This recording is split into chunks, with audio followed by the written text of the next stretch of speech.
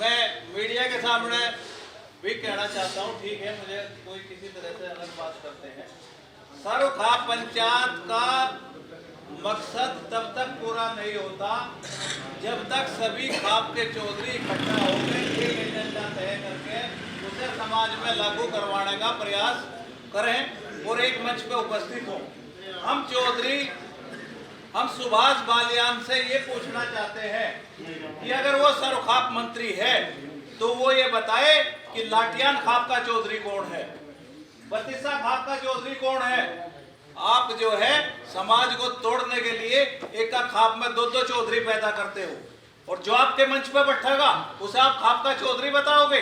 नरेश टिकेतर ने जो आज तक किया वो खाप को तोड़ने का काम किया है। लाटियान में 2 चौधरी, पवार में 2 चौधरी,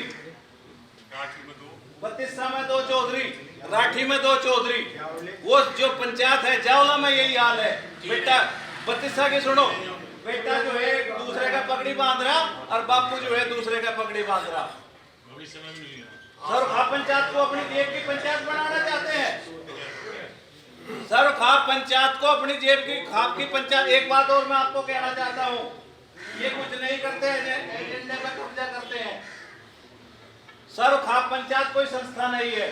सरोखाप पंचायत एक चौधरियों का समूह है जो आवश्यकता पड़ने पे इकट्ठा होता है। उसका कोई हेडक्वार्टर नहीं। ये भी गलत बात है कि सोरम में चौपाल में हेडक्वार्टर है।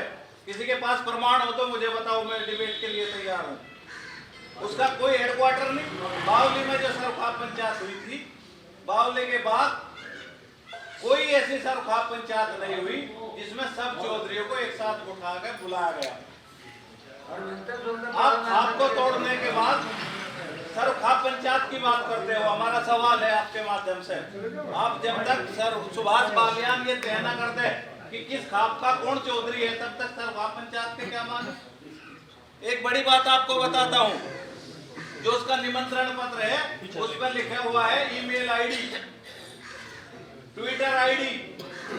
जिस सरोखाप पंचायत का कोई हेडक्वार्टर नहीं, जिसका कोई अस्तित्व नहीं, उसकी मेल आईडी ट्विटर आईडी कौन चलावे भाई।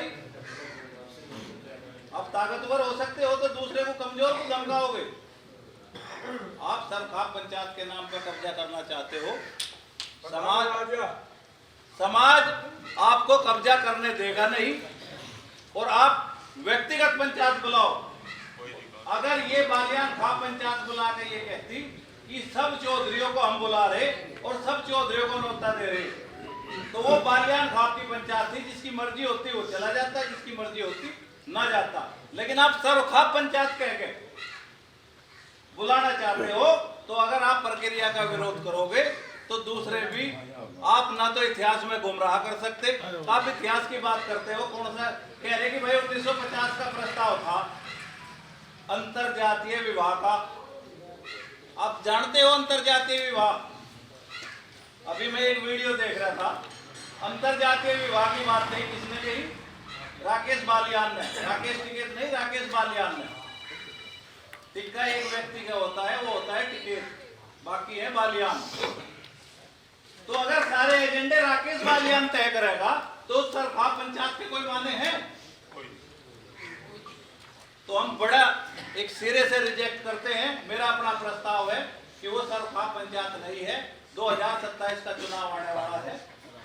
राजनीतिक ताकत अर्जित करने के लिए और सभी चौधरियों के समूह को ये दिखाने के लिए कि ये मेरी जेब में है, इस सरोखाप पंचायत, जो पंचायत का एजेंडा आज तक क्लियर नहीं, वो क्या भला करेगी भाई समाज का।